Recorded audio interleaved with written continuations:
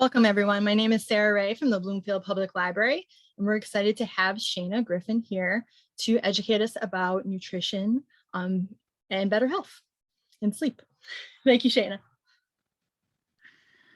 All right. Well, I'm excited to have everybody here this evening. Thank you.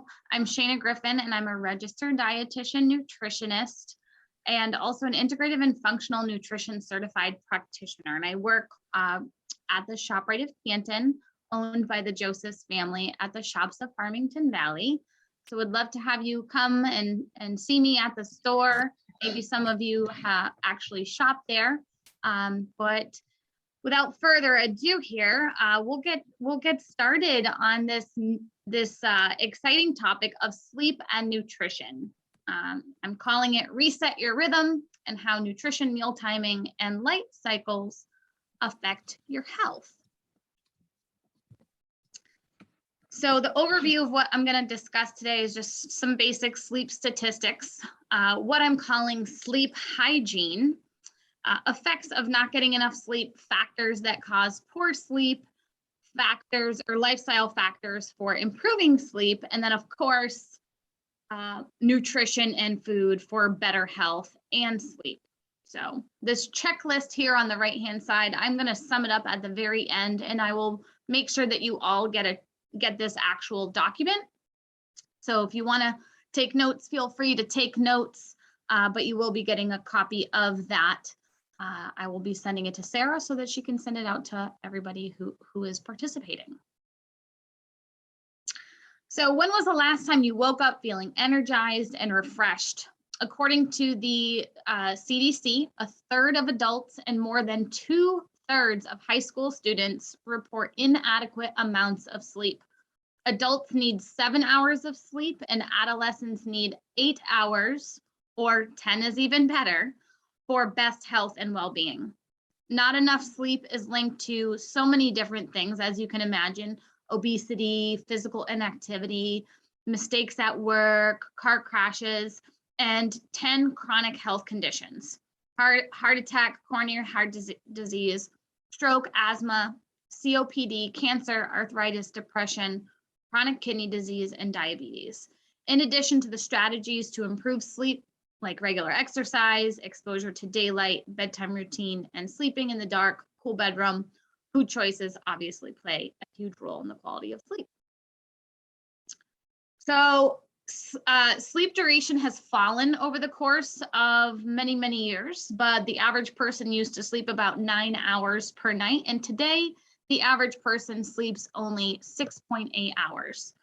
According to the National Institute of Health, they recommend at least 7 to 8 hours, but about 33% of Americans sleep 6 hours or less each night. If you want to find more information about the statistics on sleep, there's a lot of information on the National Sleep Foundation organization. So you can visit that website for more in-depth deep dive on that. So how the body tells time. You've probably heard of circadian rhythm. It's your internal 24-hour clock that regulates sleep-wake cycle. And there's countless body functions that are synchronized to that circadian rhythm. The key regulators would be light exposure, food intake, physical activity, and mental health. So why is there why is it a problem? So it's essential to good health.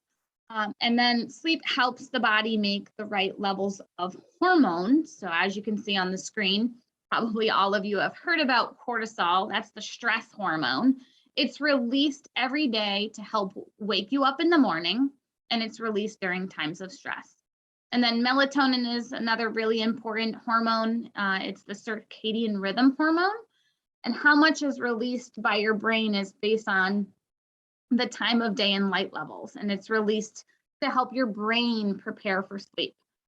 And then GABA, some of you may have heard of that. There are supplements that that contain GABA, and it helps you relax and allows nerves and cells to communicate. And then growth hormones help the cells grow and repair damage. You can see there on the screen, there's a picture of cortisol and melatonin and how over the course of the day, cortisol is high in the morning, and then it dips down, and then it can go back up, and then pretty much the opposite for melatonin there. So the effects of not getting enough sleep, just a little bit more detail here. It impairs your brain function. So in terms of learning, problem solving, focus, mood. Some of you have maybe attended some of my programs in the past where I talk about the food mood connection. So that's an entire class in and of itself. But poor physical health, obviously, immunity, muscle tissue repair, inflammation all play a role. And then an increased risk of disease such as heart disease, diabetes, cancer, and obesity. And then the increased risk of weight gain because of hormonal imbalance. And if you are tired and fatigued and not getting good quality sleep, you're more apt to be making poor eating habits, or have poor eating habits, or make poor food choices. So when I say heart disease, I mean higher blood pressure, higher LDL and triglyceride levels, and lower HDL, which is the good cholesterol. And then in terms of diabetes, it can increase blood glucose and that hemoglobin A1C. And then for cancer, it's interesting because night shift work is actually classified by the World Health Organization as a probable carcinogen because of light exposure. And then Alzheimer's disease, obviously sleep depression, plays a huge role in neurological health because it can increase that amyloid beta protein that builds up and can cause cognitive decline, and specifically Alzheimer's.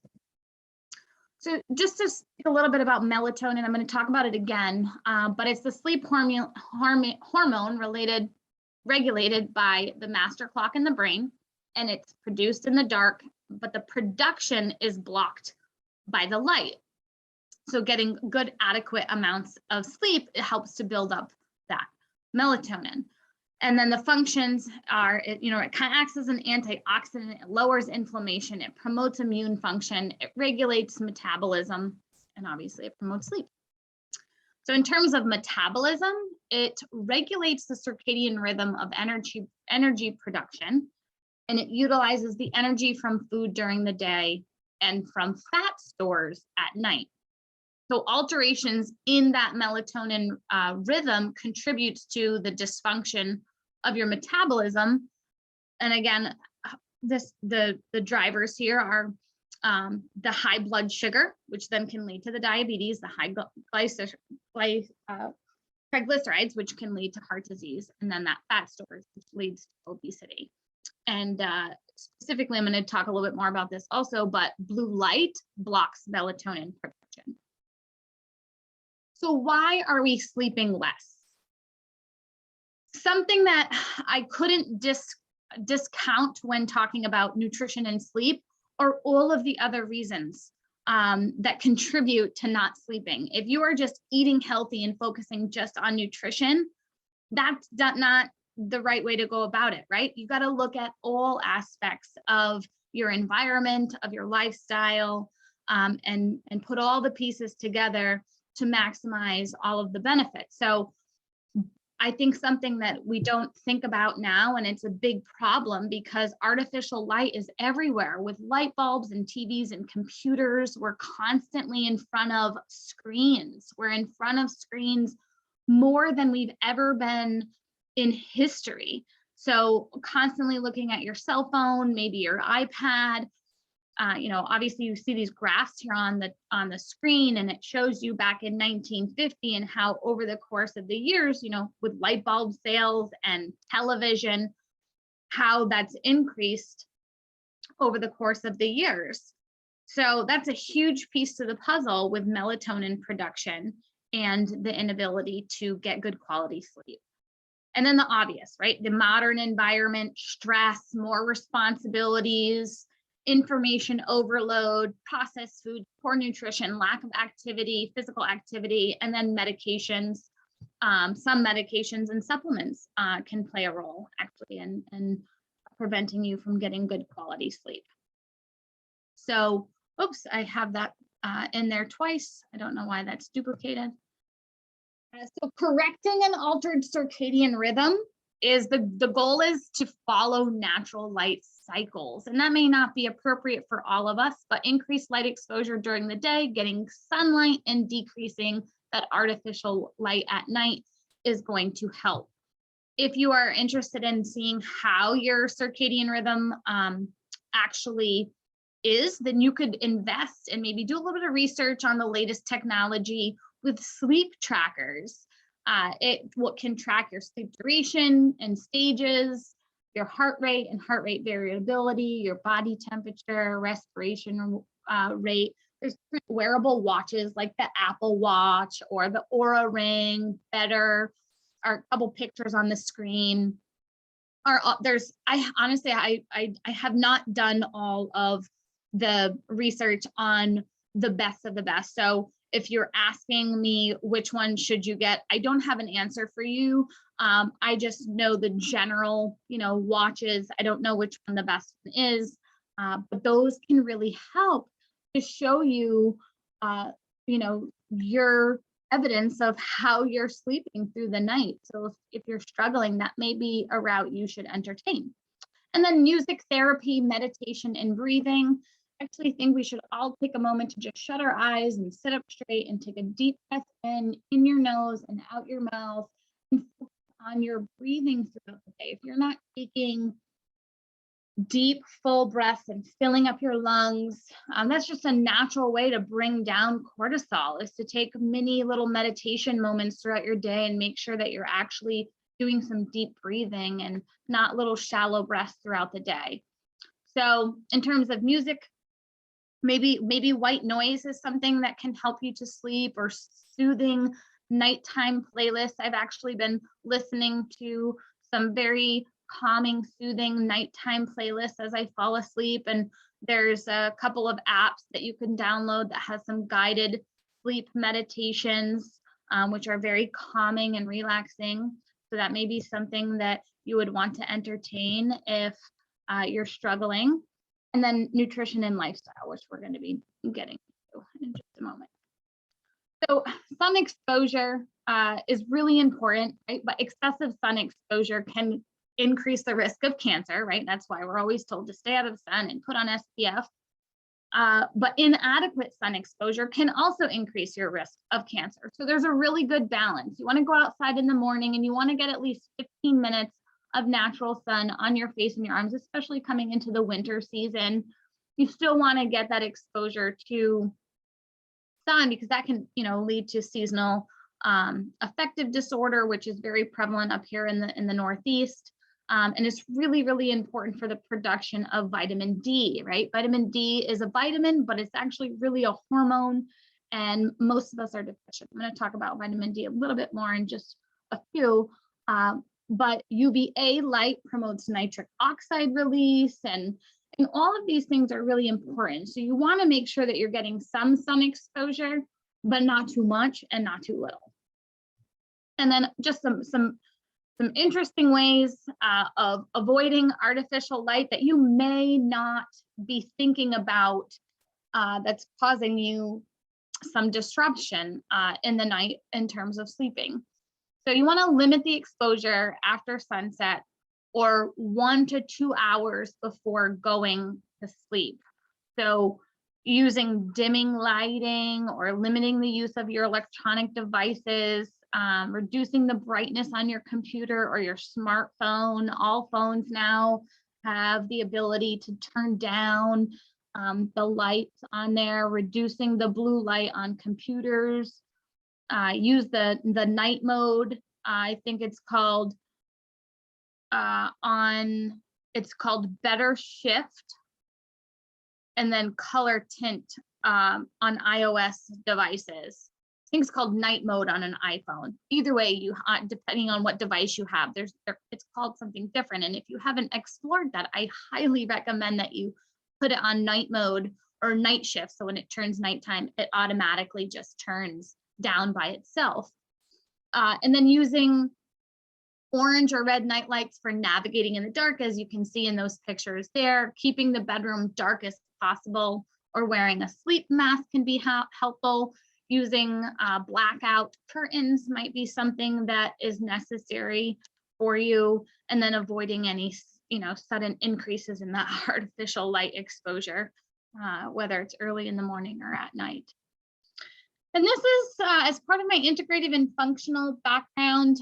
This is from the Institute of Functional Medicine. I really like this infographic, so I'm putting it in here just as a way for you to have a really concise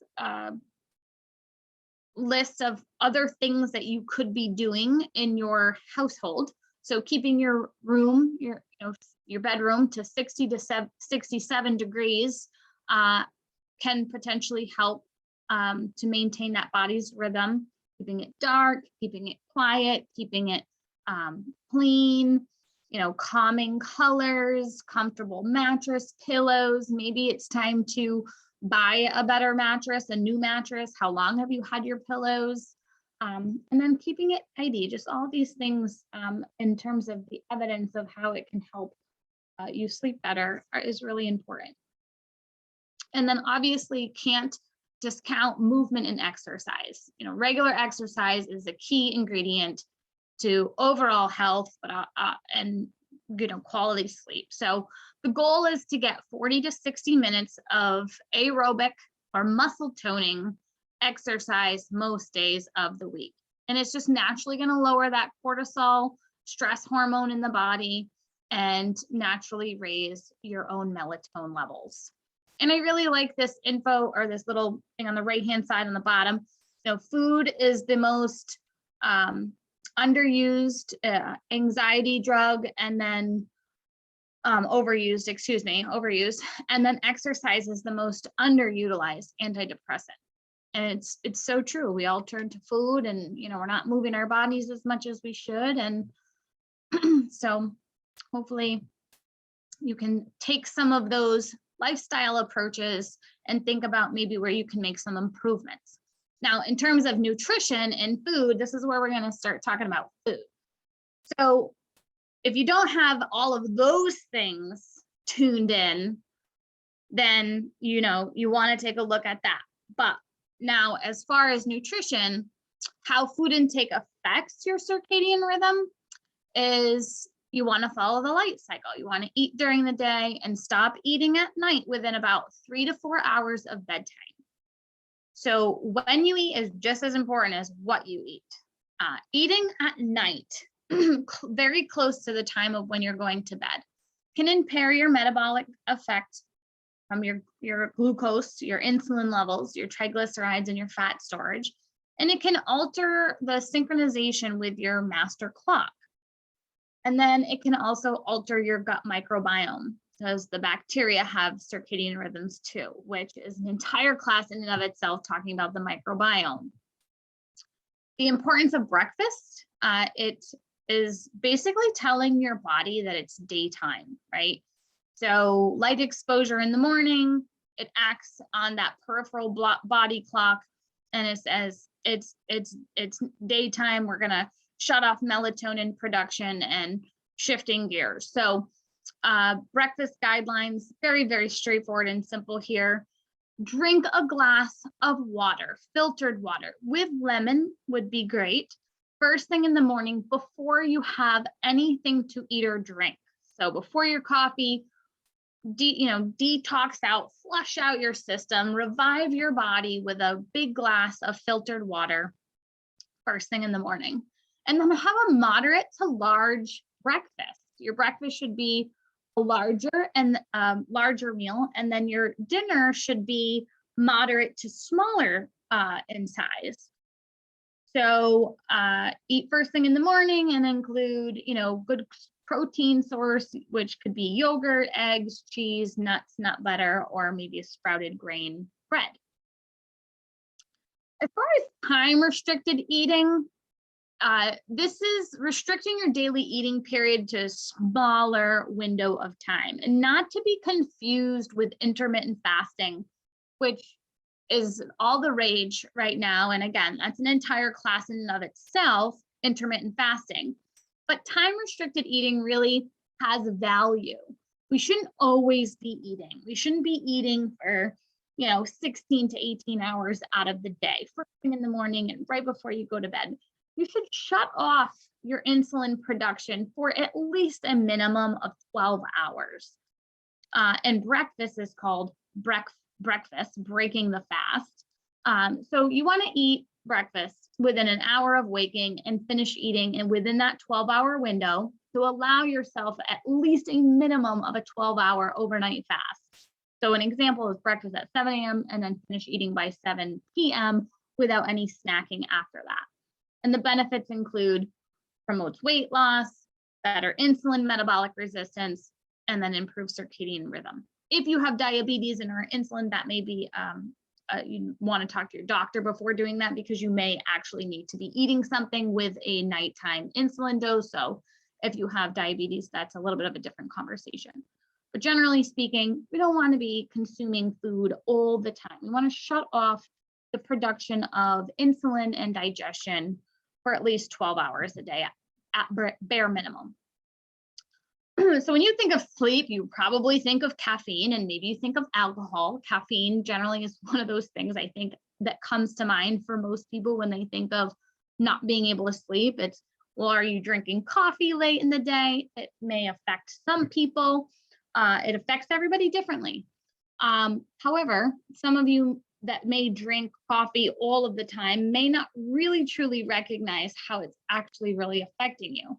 And it's not that coffee is bad, so I'm not telling you you can't have coffee or caffeine, but the rate that caffeine metabolism, it varies from person to person, and you really want to avoid caffeine within 6 hours of sleeping at bare minimum.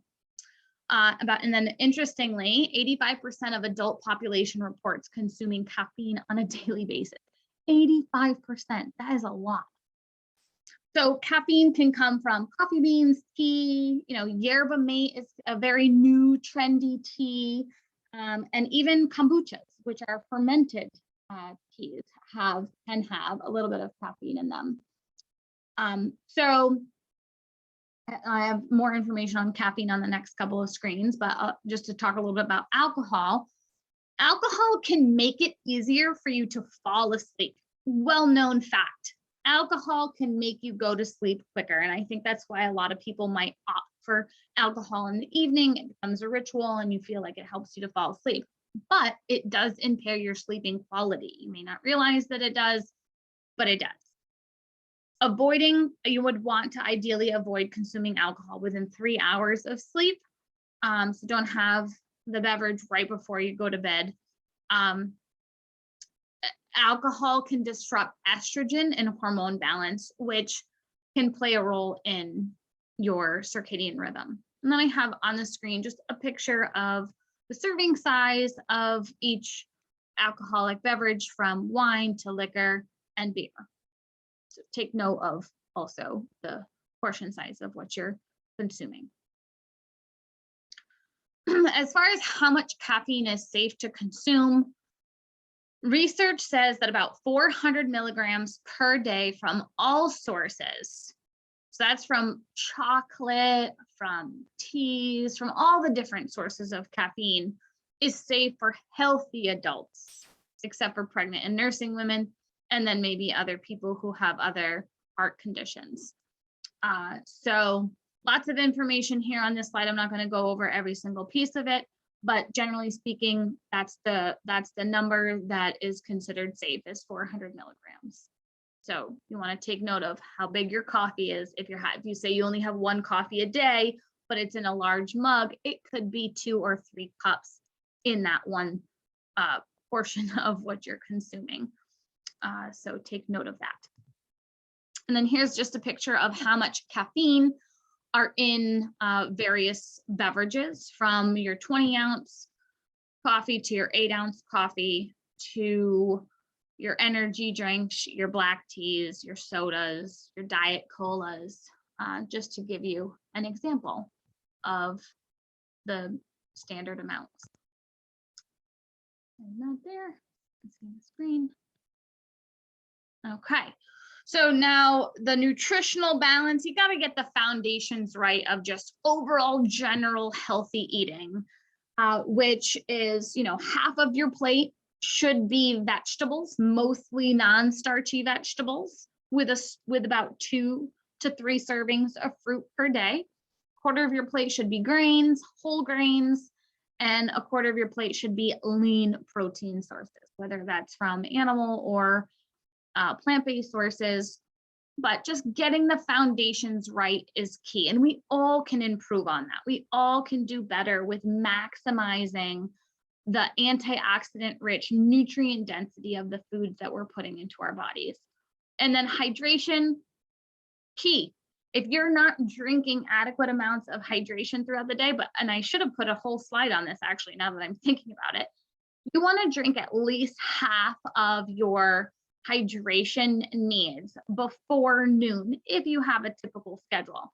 Because if you get busy, and if you can see me on my screen, this is a 32-ounce canister. I carry this along with several others around with me. And if you go your entire day without drinking, and then you're like, oh no, it's 5 o'clock and I haven't drank any water yet today, and then you try to drink a bunch of water to make up that intake, then what might happen? You might be up all night long in the bathroom because you just chugged a bunch of water and now you're up all night urinating. So you don't want to do that. Obviously, that would disrupt things. So making hydration and drinking first thing in the morning, getting in that big glass and getting at least half of your intake of your water. So we're talking a minimum of probably 4 to 5 cups before noon. For most of us would be ideal. So if you're not doing that, that would be something that I think everybody should focus on. Good quality filtered water. One of the easiest things to implement in your day.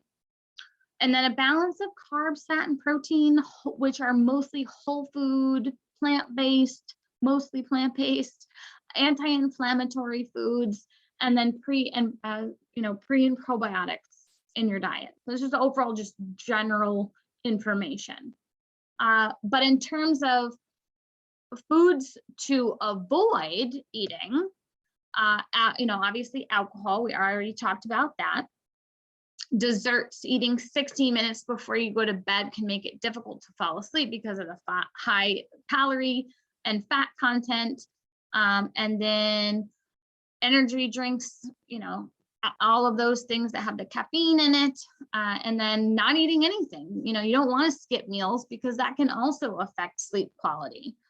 And then sweetened beverages, frequent consumption of sugar sweetened beverages is generally discouraged just overall, but also specifically because it can affect your sleep quality. So foods to eat. Let's talk about foods that you should be eating. So protein. Studies indicate that people who don't get enough sleep often are lacking healthful protein sources. And then tart cherries. Lots of evidence that support tart cherries in terms of improving levels of melatonin. Not a lot of foods have melatonin in them, but tart cherries is actually one of them. So, maybe entertain doing a smoothie with some really good quality tart cherry juice. Walnuts loaded with those omega-3 fatty acids, but they're also a good source of melatonin, and they help with the production of serotonin, and they're a wonderful source of polyphenols. So all around, walnuts are a fantastic food. Same with pumpkin seeds. And then foods that are high in tryptophan, which is an amino acid, combined with whole grains, because it's an amino acid, combining with whole grains, which also have some plant-based, some essential amino acids in them, combined together, help to produce serotonin, which induces that calmness, the drowsiness, and can help to promote better sleep. So when they're combined with whole grains. Lots of information on this slide, but I have a document that I will be sharing also with Sarah. So you can take notes if you want, but I will be giving this to her also. So chamomile tea, and this is a whole list of just medication, supplements, and foods combined together from a resource that I found that I just had to put this all in one slide because it's so much good information. So chamomile tea has a soothing effect. And so, you look at those bedtime teas, and I've got another slide where I'm going to talk about other teas, but chamomile tea specifically helps with sleep. And then here's a little bit further list of the tryptophan and melatonin rich foods, which include egg whites, cod, soy, dairy products, poultry, bananas, sesame and sunflower seeds, and rice and whole grain cereals. And then foods that have the melatonin, a little bit of a more in-depth list there. I won't read them all off, but as you can see, some oranges and apples and plums. So you got some fruits in there, cabbage. What a wonderful time to roast up some cabbage in the fall time. And then fennel. Fennel is a fantastic thing to add into a stew or maybe a nice pasta sauce. So take a look at those, and whatever you're not eating, put it on your grocery list and add it to your next week's meal plan. And then 5-HTP is an important ingredient of serotonin, which is the chemical in the brain that helps regulate mood. There's not a lot of research about how effective it is, but many people feel like it is helpful. So, if it's something that maybe you read about, because there's a lot of information online, I don't think that there's a lot of negative effects to it, but it's something that you would want to talk to your doctor because it comes in a supplement form. Then lavender and sweet almond essential oils, lots of evidence there to support how that can be beneficial for sleeping. I'm sure you've all heard how lavender is helpful for that. They have body washes and different oils and lotions that you can put on your body, diffusers, or you can diffuse some lavender. Magnesium is one of my favorite things to talk about. It is an electrolyte, and it has a calming effect on the mind and body, and it's important. It is needed for almost every single metabolic reaction in the body. And a lot of people are deficient in magnesium. So you've probably heard magnesium can help with sleep, especially when it comes from Epsom salt baths. So that is one way to absorb magnesium is through Epsom salt bath, or magnesium rich foods. So almonds and spinach and cashews, peanuts, black beans, soybeans, edamame, yogurt, potatoes, avocados. And then my favorite way is a picture of me with blueberries and cinnamon dust pumpkin seeds. Probably one of my two favorite foods combined together, which you can eat by themselves, paired together, put into an oatmeal, put into a yogurt, put into a smoothie, put on top of some, nice sprouted grain bread with some almond butter and then some pumpkin seeds sprinkled on top with some blueberries. Absolutely delicious.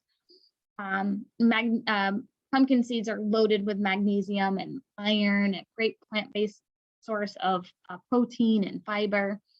And that specific brand there is actually a Connecticut product. So when you buy that product, you're supporting a business in Connecticut. And then, so melatonin. Melatonin, basically what I want to say about melatonin is that the common dose to start with is about 1 milligram, pretty safe. It's actually safe to consume even for most people up to 10 milligrams per day. And there's the 3 brands that I put here on the screen actually rate very well as part of a third-party agency who looks at the quality and efficacy of supplements.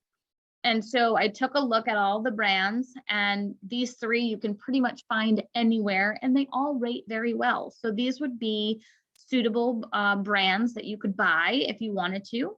And interestingly, because we are in a pandemic, Towards the beginning of the pandemic, I joined a really amazing live webinar with a couple of doctors who work through Designs for Health, which is a professional grade supplement company, very well-renowned doctors. And something I learned from that was that melatonin helps to reduce cancer and is pretty much safe for most people. There's a lot of misinformation out there about melatonin. Obviously, you want to talk to your doctor about taking any supplements because you may be on other medications. But what I learned is that it's very safe to take, and that it can play a role in helping and bettering your health and reducing your risk of a lot of different types of cancers. So very interesting information that I learned from them. And the other thing I learned was that, I'm not sure if this still stands true, but there are only 2 distributors of melatonin in the world. And so any melatonin that you pick up in a bottle comes from either one of those 2 distributors. So basically it's all the same melatonin, it's just packaged a little bit different, and they may add different things to it. So most melatonin, for the most part, is pretty much the same and pretty safe across the board, just coming in different dosages and may have different added ingredients. So you want to take either form about 60 to 90 minutes before going to bed, and 7 to 8 hours before you plan to wake up. So that's kind of really good information to know if you start taking melatonin, or maybe you've been taking it in the past, but you've been doing it not based on these guidelines. So something to think about. And then valerian root, the recommendation would be to take about 400 to 900 milligrams from 30 minutes to 2 hours before bedtime. And this is a type of, it comes in supplemental form, but it's also in a lot of teas, and it's in some of my nighttime teas that I enjoy drinking, so that you could take it in supplemental form or in tea form. But lots of evidence there to support its efficacy in terms of helping to get a better night's sleep. And then, there's different medications like Tylenol PM and Benadryl that can help, but it does increase the risk of developing dementia later in life, which is very interesting. So you don't want to be taking those things unless you absolutely need them. So found that to be very interesting. So which magnesium is right for you? Lots of different forms of magnesium. You can see here on the right-hand side, nice little infographic there, kind of spelling out the different forms, absorbable forms of magnesium and what they are generally used for. And on the right-hand side, you can see the bioavailability of the different types of magnesium. So, for example, if you can see me on the screen, I'm holding this bottle of Calm. It is a supplement that is been around for a long time, and it's found in a lot of different supplement sections of either grocery stores or supplement stores, and it's pretty well known. I mean, it's called Calm, so it helps to calm you down. Magnesium is used to help to reduce stress, but it is also used for sleeping purposes. So interestingly, on here it says the form is magnesium carbonate, but there's also citric acid in here, which is used as a preservative. And when the citric acid and the magnesium carbonate are combined with water, the end result that you get is actually magnesium citrate.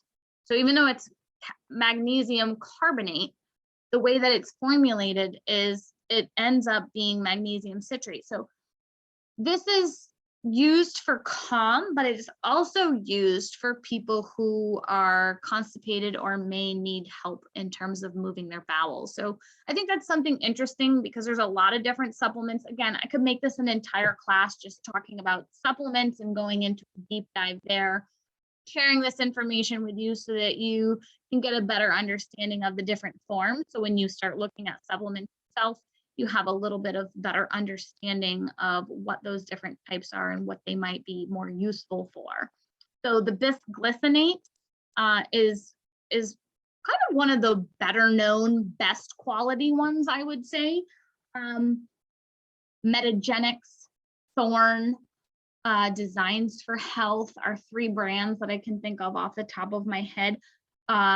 Peak Nutrition, another one that all have a really good bisglycinate magnesium, whether you're using it for sleep or just general health because you want to boost up a little bit of your magnesium intake because your diet is lacking or maybe you're having some gut issues. Those would be some of the brands that I would recommend for that purpose. Now, since we're talking about supplements, most people here in the Northeast are deficient in vitamin D. Actually, most Americans, most people are deficient in vitamin D. So if you don't know what your vitamin D levels are, get them checked so that you can then supplement accordingly. And then this little picture here on the screen shows how vitamin D binds to the receptors in areas of the brain stem, and then how that converts and regulates tryptophan conversion in the body, which then produces melatonin. So if you are lacking vitamin D, then you may be lacking melatonin. So there is a direct correlation with vitamin D levels. And during the pandemic, I think there's been a heightened awareness about vitamin D as one of the supplements people are seeking out, and then obviously some of the other immune ones. But vitamin D is very difficult to find in food. So you've got to get it by getting sunlight. It is a fat soluble vitamin, so you store extra to get yourself some reserve through the winter weathers, but you can deplete yourself very quickly. So get your levels checked and supplement accordingly. And then gut health, you're not going to ever hear me talk about anything with health without talking about gut health. And again, this could be broken into multiple different classes, but to sum it up very briefly, the beneficial bacteria are known to help synthesize those neurotransmitters and hormones like serotonin and melatonin, which are important for that sleep-wake cycle. So it demonstrates that both probiotics, those friendly bacteria, and the prebiotics, those fibrous foods, play an important role in improving our gut health and sleep. So, and then there's a new term called psychobiotics, which are the pre and probiotics that affect the gut-brain axis and aid in mood regulation. And those microbes in the gut produce several chemicals that affect how our brain functions. So healthy gut, healthy brain. Eat some kimchi, eat some sauerkraut, get some good quality, no sugar added, plain good quality fermented yogurt into your diet, and you would most likely benefit. So let's talk about a few products, some functional beverages that I have tried all of these. There's a million out there on the market. I can't speak to some of them because I haven't tried them. But these are a picture of a couple of different teas, a bedtime tea and a night tea with some passion flower, both of which I buy and enjoy regularly just because I like to have an herbal tea and I think that they're delicious. There's a gold thread plant-based tonic drink that has several different flavors, but the Lavender Bliss is a lovely flavor. It is pretty lavendery, I would say, but it's pretty refreshing. And there's some evidence that supports the ingredients in there help with sleep. So if that floats your boat, that may be something to try. And then kombucha, Health Aid is a kombucha. It's a fermented tea. And this one is called Chill. It also has lavender in it. So if you're looking to get a little extra probiotics and you enjoy kombucha, that may be something to have in the evening time to help you wind down. And then these are two new drinks that are pretty fun and I find fascinating. If you go to their website, Elements by Lakai, Lokai, you can find information and research that supports the proprietary blend of those adaptogen herbs that they put into these drinks. So they have one that's called Calm, and then they have one specifically for sleep. I have tried them and I enjoy them. They're very low in sugar, low in calories. I think it's 30 calories per can. And as you can see, the different ingredients that are in them all play a role in terms of aiding and helping you to relax and get a better night's sleep. So, and then here, just to sum up the list of the checklist, these are pretty standard, but I think just going through this list and just taking note of the areas in which you specifically in your life need to work on is just a nice summary list of the things that maybe you're not paying attention to. So all of you will be getting this list as a reminder to sum it all up. And then at this point, I am going to open it up for questions.